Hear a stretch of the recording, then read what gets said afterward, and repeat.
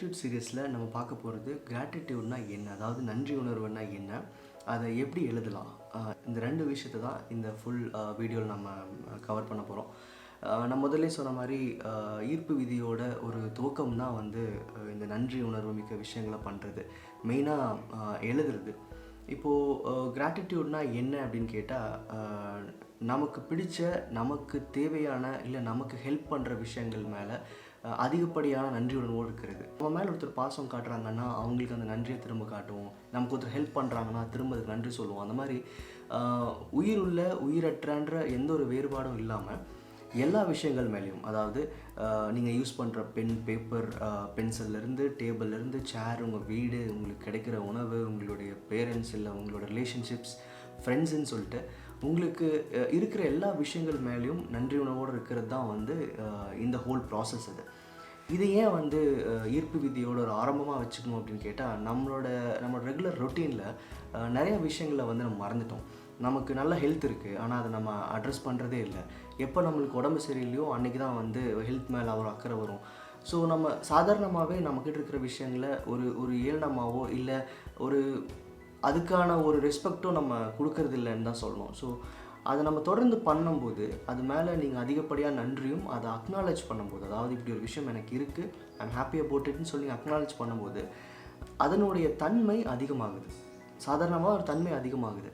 அப்போது அந்த தன்மையை அதிகரிக்கும் போது அதன் மூலமாக உங்களுக்கு கிடைக்கக்கூடிய நன்மைகள் இன்னும் அதிகமாகும். எந்த ஒரு பொருள் மேலேயோ இல்லை எந்த ஒரு ரிலேஷன்ஷிப் மேலேயோ அதிகப்படியான நன்றியோடு இருக்கும்போது அது அளவில் அதிகமாகும். ஸோ இதுக்கு சின்ன எக்ஸாம்பிள் என்ன அப்படின்னா, நீங்கள் ஒரு ஹோட்டலுக்கு சாப்பிட போகிறீங்க, அங்கே உங்களுக்கு ஃபுட் சர்வ் பண்ணுறாங்க. சாப்பிட்டு முடிச்சதுக்கப்புறம் அவங்கள கூப்பிட்டு இந்த ஃபுட் நல்லா இருக்குது, ரொம்ப நல்லா பண்ணியிருக்கீங்கன்னு அவங்க சொல்லும்போது, அப்ரிஷியேட் பண்ணும்போது, தேங்க் பண்ணும்போது, நீங்கள் அடுத்த தடவை அந்த கடைக்கு போகும்போது அவங்க உங்களுக்கு இன்னும் பெட்டராக தான் பண்ணணும்னு நினைப்பாங்க. ஸோ பொதுவாகவே நன்றியோடு செய்கிற சில விஷயங்கள், நன்றி உணர்வை காமிக்கிற விஷயங்கள் வந்து அதோட அளவில் ரொம்பவே அதிகமாகுது. ஸோ இப்போது இதை எப்படி நம்ம ஈர்ப்பு விதிக்கு என்ன மாதிரியான பயன்படுத்தலாம், இது ஏன் ஈர்ப்பு விதிக்காக இதை செய்யணும் அப்படின்னு கேட்டால், நம்ம ஒரு பொருளை எதிர்பார்க்குறோம், ஒரு ரிலேஷன்ஷிப் எதிர்பார்க்குறோம், நம்ம லைஃப்பில் ஒரு தேவை வந்து நடக்கணும்னு நினைக்கிறோம். அதுக்கு தான் நம்ம ஈர்ப்பு விதியோட ஒன்றி வாழணும்னு ஆசைப்பட்றோம். ஸோ அப்படி இருக்கும்போது ஆல்ரெடி இருக்கிற விஷயங்கள் மேலே உங்களுக்கு நன்றி இல்லை, நீங்கள் அக்னாலேஜ் பண்ணலை, எனக்கு வந்து இந்த மாதிரி ஒரு விஷயம் எனக்கு ஆல்ரெடி இருக்குது, எனக்கு இவ்வளோ லைஃப்பில் இவ்வளோ விஷயங்கள் கிடச்சிருக்கு, நீங்கள் அக்னாலேஜ் பண்ணலைன்னா நீங்கள் எதிர்பார்க்குற விஷயம் அவ்வளோ சீக்கிரம் உங்ககிட்ட வந்து சேராது. அதுக்கான காரணம், பொதுவாகவே நம்ம ஒரு கோல் செட் பண்ணும்போது அது இல்லை, அது நம்மக்கிட்ட இல்லைன்ற ஒரு இல்லாமையை வச்சு தான் நம்ம ஆரம்பிக்கிறோம். அந்த ஒரு கோலையே நம்ம ஆரம்பிக்கிறோம்.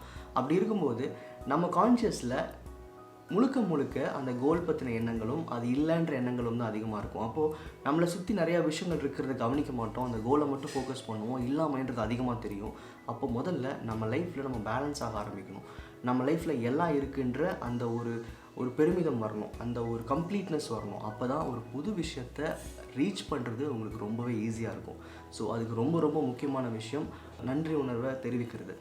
இது ஏன் சொன்னால் பத்தாதா, இதை வந்து எழுதணுமா அப்படின்னு கேட்டால், நீங்கள் எப்பவுமே சொல்கிறத விட எழுதும்போது உங்களுடைய சென்சஸ் அதிகமாக ஒர்க் ஆகுது. நீங்கள் கையில் எழுதணும், அதுக்கு உங்கள் சிந்தனை வரணும், அதை நீங்கள் பார்க்குறீங்க.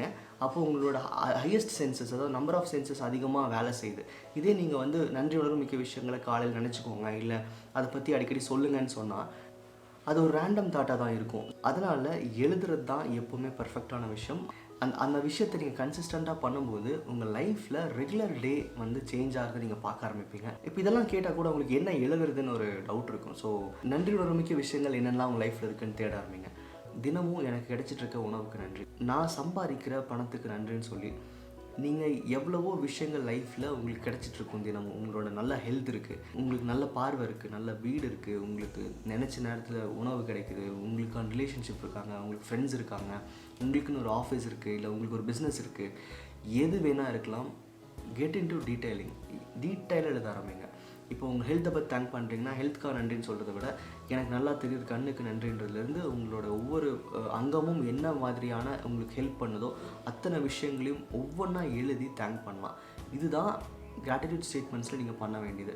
இதில் முக்கியமாக நீங்கள் பார்க்க வேண்டியது லைஃப்பில் உங்கள் கிட்ட ஆல்ரெடி இருக்கிற விஷயங்கள். அதாவது நீங்கள் இப்போ தான் கிராட்டிடியூட் எழுத ஸ்டார்ட் பண்ணுறீங்க அப்படின்னா, லைஃப்பில் உங்ககிட்ட ஆல்ரெடி இருக்கிற விஷயங்கள், உங்களுக்கு சப்போர்ட் பண்ணுற விஷயங்கள், உங்களுக்கு உதவியாக இருக்கிற பொருட்கள்னு சொல்லி எல்லாத்தையும் கவர் பண்ணி நீங்கள் எழுத ஆரம்பிக்கலாம்.